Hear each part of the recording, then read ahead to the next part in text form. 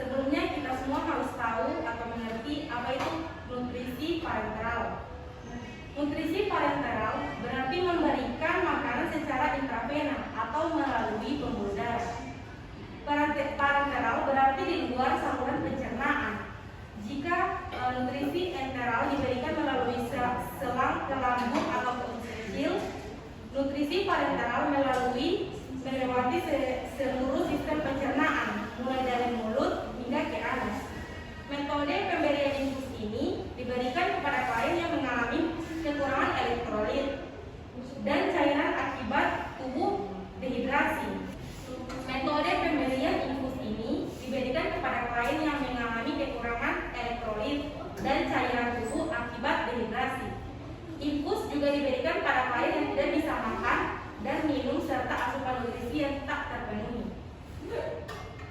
Nah, prosedur pemberian terapi intravena perlu memperhatikan keselamatan pasien.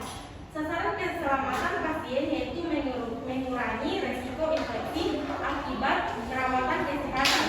Kemenkes Republik Indonesia tahun 2017. Infeksi HIS Hospital Acquired Infection adalah infeksi yang terjadi pada pasien selama perawatan di rumah sakit dan fasilitas pelayanan kesehatan lainnya. Kemenkes Republik Indonesia tahun 2017.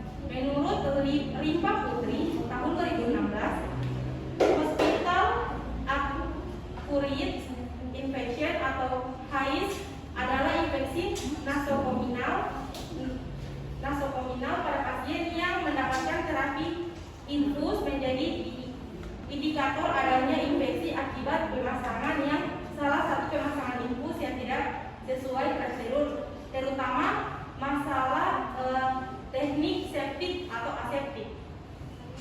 Selanjutnya akan dilanjutkan oleh rekan saya. Baiklah, saya akan melanjutkan materi yaitu macam-macam cairan parenteral. 1. Cairan kristaloid.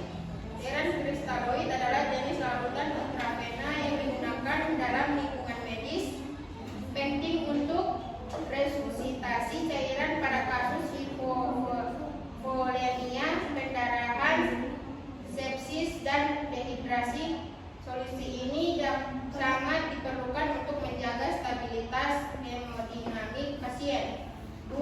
Cairan koloid adalah cairan yang mengandung zat-zat dan mempunyai berat molekul tinggi dengan aktivitas osmotik yang menyebabkan cairan ini cenderung bertahan agak lama dalam ruangan intravaskuler.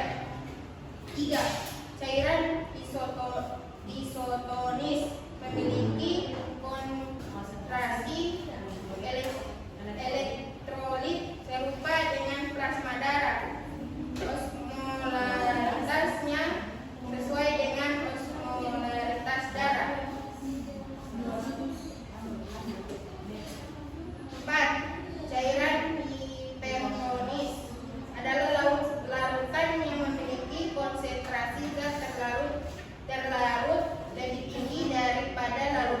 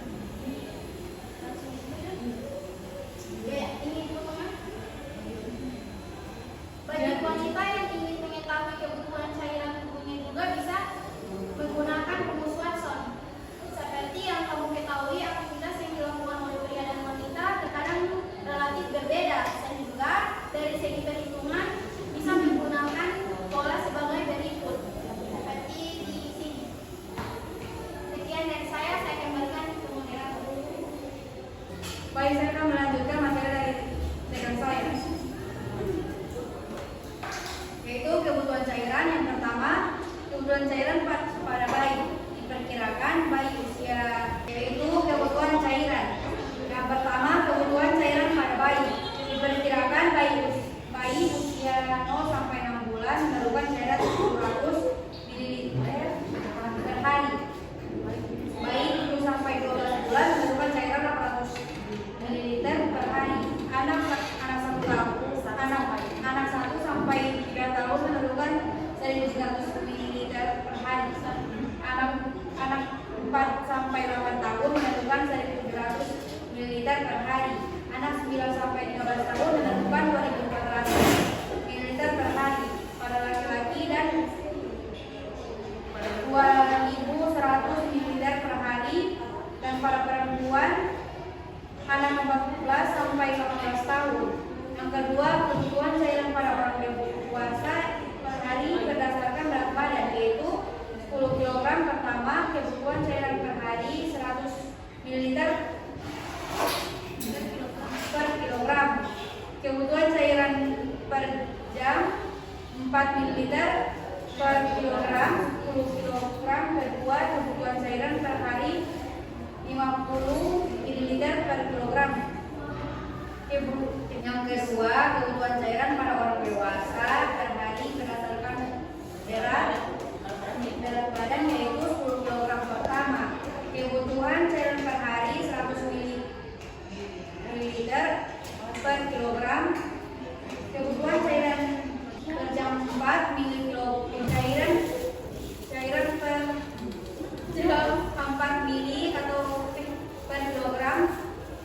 Kilogram kedua, kebutuhan cairan per hari 50 ml per kilogram.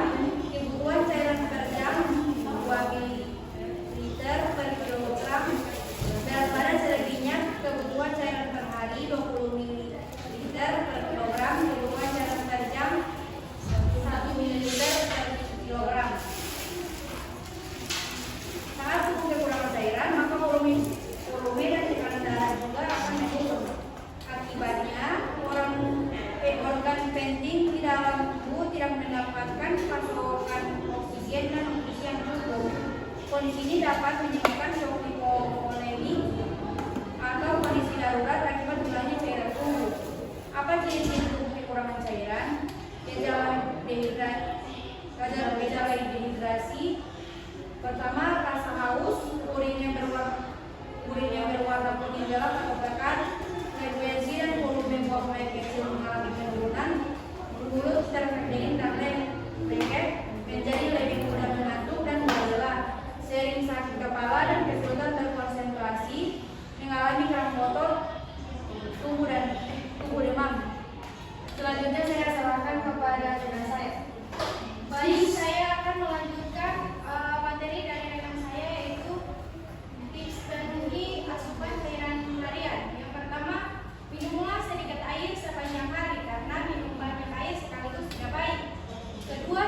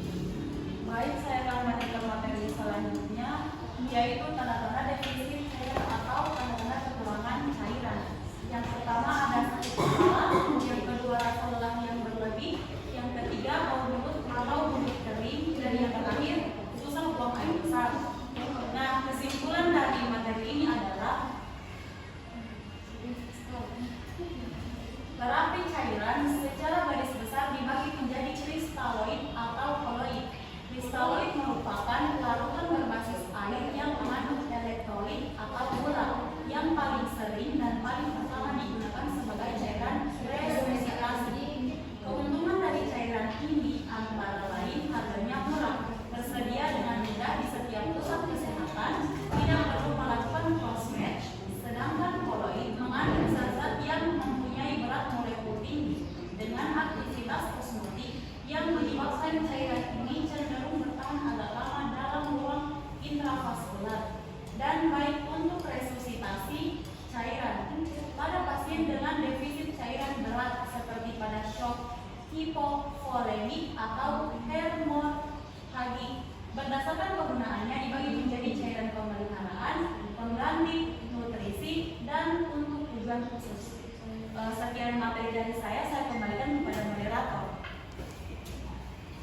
Baik, sebelum saya menutup presentasi dari kelompok 3 kali ini, izinkan saya untuk memberikan pantun. Jadi teman-teman bilang cakep setiap kata-katanya ya. Oke. Oke, ya.